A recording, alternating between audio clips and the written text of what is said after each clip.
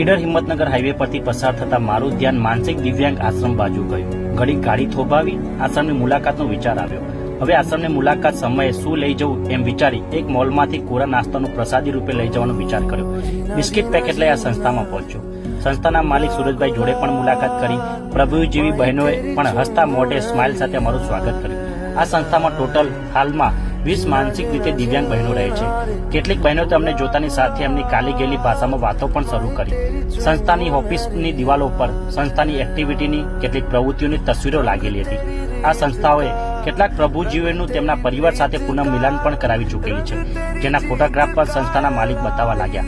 બાજુમાં એક મોટો ઓરડો હતો જ્યાં મહિલાઓને રહેવાની સગવડ હતી. હજી પણ ઘણી બધી સુવિધાનો અભાવ હતો. આ સંસ્થા હજી ઘણા બધા દાતાઓની રાહ જોઈ રહી છે. તો તમે પણ તમારા સારા કે નરસા પ્રસંગોની યાદગીરી માટે આ સંસ્થાની અચૂક મુલાકાત લેજો ને શક્ય હોય તો ભોજનના દાતા